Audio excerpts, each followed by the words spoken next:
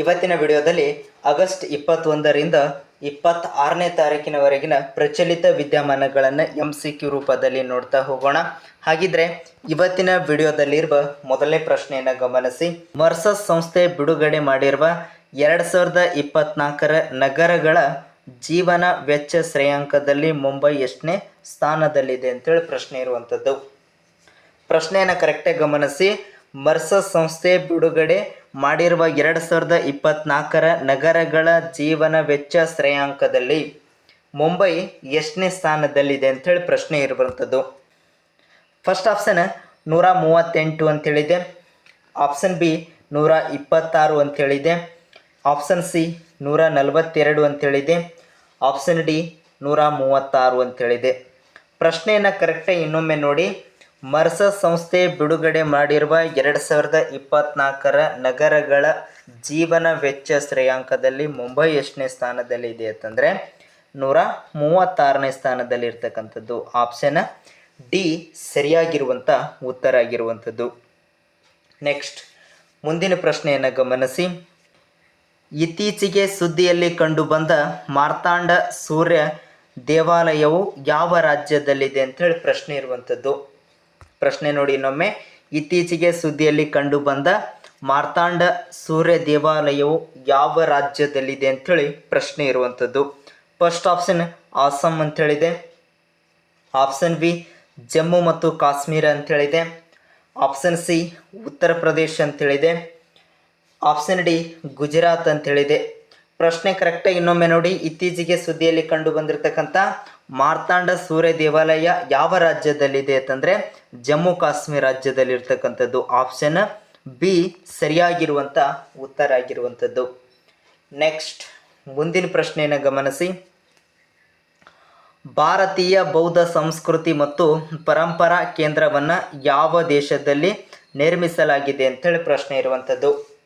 ಪ್ರಶ್ನೆ ನೋಡಿ ಇನ್ನೊಮ್ಮೆ. ಭಾರತೀಯ ಬೌದ್ಧ ಸಂಸ್ಕೃತಿ ಮತ್ತು ಪರಂಪರಾ ಕೇಂದ್ರವನ್ನು ಯಾವ ದೇಶದಲ್ಲಿ ನಿರ್ಮಿಸಲಾಗಿದೆ ಅಂತೇಳಿ ಪ್ರಶ್ನೆ ಇರುವಂಥದ್ದು. ಫಸ್ಟ್ ಆಪ್ಷನ್ ನೇಪಾಳ ಅಂತೇಳಿದೆ. ಆಪ್ಷನ್ ಬಿ ಶ್ರೀಲಂಕಾ ಅಂತೇಳಿದೆ. ಆಪ್ಷನ್ ಸಿ ಚೀನಾ ಅಂತೇಳಿದೆ. ಆಪ್ಷನ್ ಡಿ ಭಾರತ ಅಂಥೇಳಿದೆ. ನಿಮಗೆಲ್ಲ ಗೊತ್ತಿರೋ ಹಾಗೆ ಇದಕ್ಕೆ ಸರಿಯಾಗಿರ್ತಕ್ಕಂಥ ಉತ್ತರ ನೇಪಾಳ. ಆಪ್ಷನ್ ಎ ಸರಿಯಾಗಿರುವಂಥ ಉತ್ತರ ಆಗಿರುವಂಥದ್ದು. ಭಾರತೀಯ ಬೌದ್ಧ ಸಂಸ್ಕೃತಿ ಮತ್ತು ಪರಂಪರಾ ಕೇಂದ್ರವನ್ನು ಯಾವ ದೇಶದಲ್ಲಿ ನಿರ್ಮಿಸಲಾಗಿದೆ ಅಂತಂದರೆ ನೇಪಾಳ ದೇಶದಲ್ಲಿ. ಆಪ್ಷನ್ ಎ ಸರಿಯಾಗಿರುವಂಥ ಉತ್ತರ ಆಗಿರುವಂಥದ್ದು.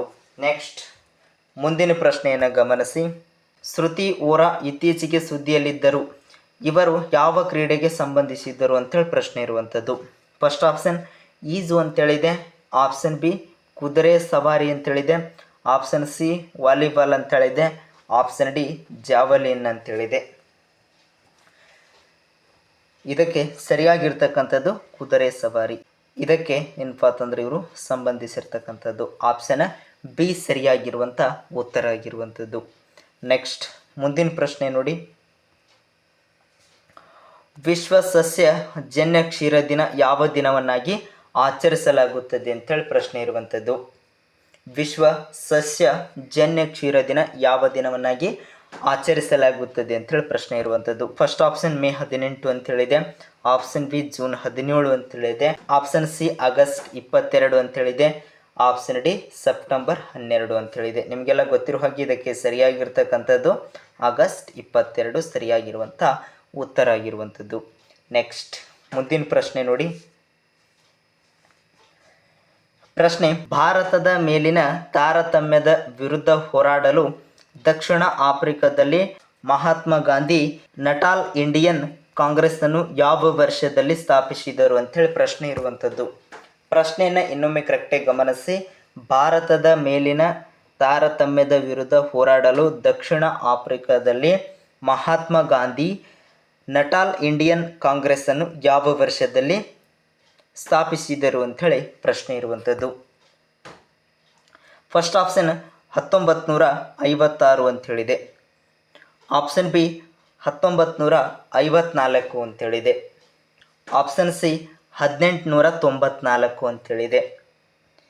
ಆಪ್ಷನ್ ಡಿ 1856 ಅಂಥೇಳಿದೆ. ಪ್ರಶ್ನೆ ಏನು ಕೇಳಿದಾರ, ಭಾರತದ ಮೇಲಿನ ತಾರತಮ್ಯದ ವಿರುದ್ಧ ಹೋರಾಡಲು ದಕ್ಷಿಣ ಆಫ್ರಿಕಾದಲ್ಲಿ ಮಹಾತ್ಮ ಗಾಂಧಿ ನಟಾಲ್ ಇಂಡಿಯನ್ ಕಾಂಗ್ರೆಸ್ಸನ್ನು ಯಾವ ವರ್ಷದಲ್ಲಿ ಸ್ಥಾಪಿಸಿದರು ಅಂತಂದರೆ ಸರಿಯಾಗಿರ್ತಕ್ಕಂಥದ್ದು 1894ರಲ್ಲಿ ಏನಪ್ಪ ಅಂತಂದ್ರೆ ಸ್ಥಾಪಿಸಿರುವಂಥದ್ದು. ಹಾಗಿದ್ರೆ ಇಲ್ಲಿ ಆಪ್ಷನ್ ಸಿ ಸರಿಯಾಗಿರುವಂಥ ಉತ್ತರ ಆಗಿರುವಂಥದ್ದು. ಇಷ್ಟು ಇವತ್ತಿನ ವಿಡಿಯೋದಲ್ಲಿರುವ ಪ್ರಚಲಿತ ವಿದ್ಯಮಾನಗಳು. ಪ್ರತಿದಿನ ಎಲ್ಲ ಸ್ಪರ್ಧಾತ್ಮಕ ಪರೀಕ್ಷೆಗಳಿಗೆ ಸಂಬಂಧಿಸಿದ ಪ್ರಚಲಿತ ವಿದ್ಯಮಾನಗಳನ್ನು ತಿಳ್ಕೊಳ್ಬೇಕಾಗಿತ್ತಂದರೆ ಇನ್ನು ಯಾರಾದರೂ ನಮ್ಮ ಚಾನಲ್ ಹೊಸದಾಗಿ ನೋಡ್ತಾ ಇರಲ್ಲ ತಪ್ಪದೆ ಸಬ್ಸ್ಕ್ರೈಬ್ ಆಗಿ. ಅದ್ರ ಜೊತೆಗೆ ಇನ್ನು ನಮ್ಮ ಟೆಲಿಗ್ರಾಮ್ ಗ್ರೂಪಿಗೆ ಯಾರಾದರೂ ಜಾಯ್ನ್ ಆಗಿತ್ತಂದರೆ ಡಿಸ್ಕ್ರಿಪ್ಷನಲ್ಲಿ ಲಿಂಕ್ಸ್ ಕೊಟ್ಟಿದ್ದೀವಿ, ಅಲ್ಲಿ ಸಹ ಜಾಯ್ನ್ ಆಗ್ಬೋದು ಅಂತ ಹೇಳ್ತಾ ಇವತ್ತಿನ ವಿಡಿಯೋನ ಮುಗಿಸ್ತಾ ಇದ್ದೀವಿ. ಎಲ್ಲರಿಗೂ ಧನ್ಯವಾದ.